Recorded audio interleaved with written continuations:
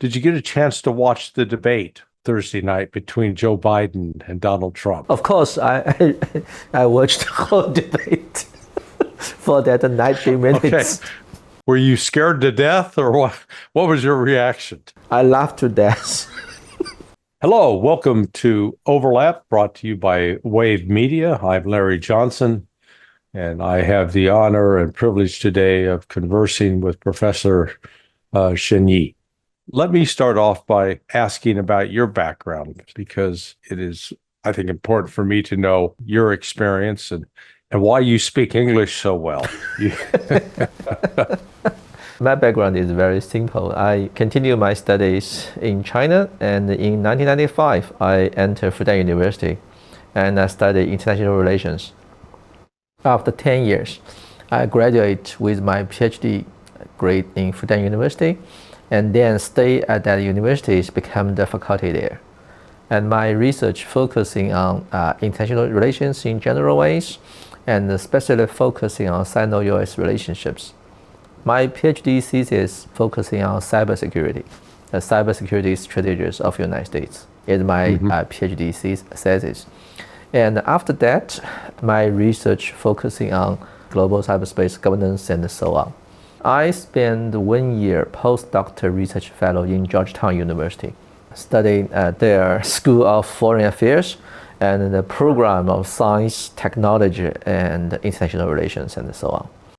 So beside my research, my teaching in Fudan University, I also participated in policy research focusing on the US and China relations and writing some papers for newspapers here. And of course, to discuss Sino-US relationships, those important development in the social media represented by the Weibo in China side, and doing some video podcast in the Bilibili. It's a video platforms in China. Okay, fascinating. For your information, my background, I was working on a PhD. I never did finish my dissertation. I was too lazy. I joined the Central Intelligence Agency in 1985 in an analyst track after spent the first year in what they call the career trainee program. That was to introduce us to all four directorates of the CIA. But then I started my career as the analyst for Honduras, and then later became the senior analyst for regional analyst for Central America. And this was during the wars in Central America between the Nicaraguans and the United States, Sandinista War, the wars in Salvador and Guatemala. In 1989, I left the CIA, moved to State Department, and worked in the Office of Counterterrorism. That was a 4-year experience. I then left there in 1993, 94, and started working, doing consulting.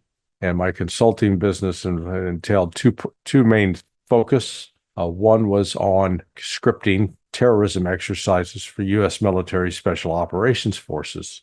The other focus was me and my partners, we did international money laundering investigations. So, for example, we came up with the novel idea of doing a racketeering case against the major tobacco and liquor companies because they were involved with money laundering. They were actively working with drug cartels. So our client, one of the clients was the European Union. And so Philip Morris settled with them for $1.5 billion. I think it was 2003. Sounds like a lot of money, but turns out that was about a week of cash flow for Philip Morris. So, but they were actively engaged. I have become a political commentator. By virtue of my experience, acquired knowledge of both how the intelligence community works, particularly the CIA, both in operations and on the analytical side. I dealt with policy from the State Department standpoint, but was directly involved with transportation security, as well as international criminal investigations, the investigation of the bombing of Pan Am 103. So in a way, I bring a unique perspective because I see how the entire machine is put together. And it's not very pretty. but it's something that the average American, and I think actually the average person around the world, they really don't understand. They always make some assumptions that there is an intelligence force. And when I say intelligence, I mean somebody who's smart, who's coordinating, who knows what they're doing. And I maintain that, no, I've never seen that government. If that exists, I would like to see it. When you were in Georgetown, did you live in D.C. proper, or did you live in Maryland or Virginia? Because people who've never been to Washington, D.C., they think, oh, George, it's just all one lump. And from your own experience, it's different. I lived in dormitory in Marion. There's a shuttle bus. The Georgetown, they have this cycle shuttle bus. So this shuttle bus will carry me from Georgetown to the dormitory where I lived. It's in Fort Meade, military base there. In the Saturday or Sundays, you can hearing that they have their drill, the cannons, some sounds like boom, boom. They will make that test or exercise in Sunday or Saturday sometimes. I guess if you really wanted to get some exercise, you could have walked from the DoubleTree, across the bridge, and climbed the extra. Did you ever climb the Exorcist stairs? Yeah, I just climbed there sometimes, but it's a little bit tough for me that time. I'm a little bit lazy. I prefer to enjoy my times, casual times. What was the biggest both surprise and or disappointment for you in coming to the United States? Here's where I'm going with this question. I maintain that one of the biggest problems we face with international relations, and this goes to the cognitive issues, people don't understand the societies and cultures in which others live. And they form ideas that are not necessarily correct or not necessarily well-informed.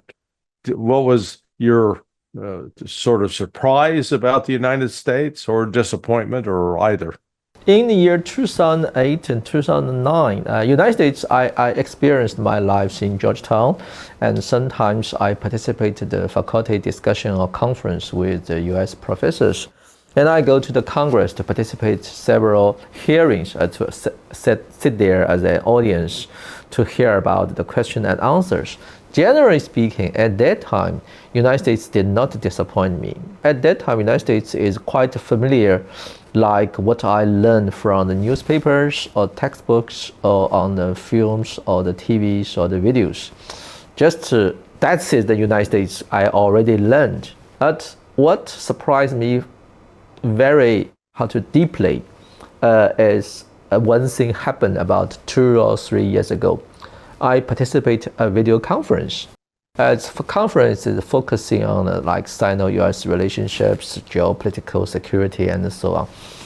And during that conference, I made an argument to say that nowadays to China, we feel a little bit frustrated because the US government did not obey the guidance produced by Dr. Kissinger's and Brzezinski's on lots of issues. But when US professor told me at that conference, he said that they are not Americans, they are Europeans. I was, what? I feel a little bit surprising. He said that real United States peoples, those American peoples, did not think the thing in that way. So I think that's the shocking times. It's like a wake-up call that remind me that there's maybe I have some misunderstanding or at least the United States now is quite different comparing with the United States I remember I have in my brains.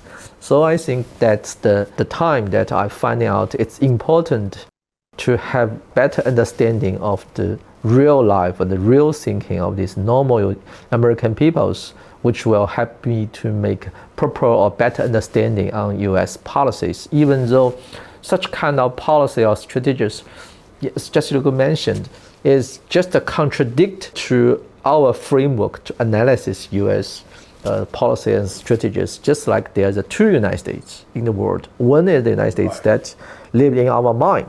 The other is the United States in the real world.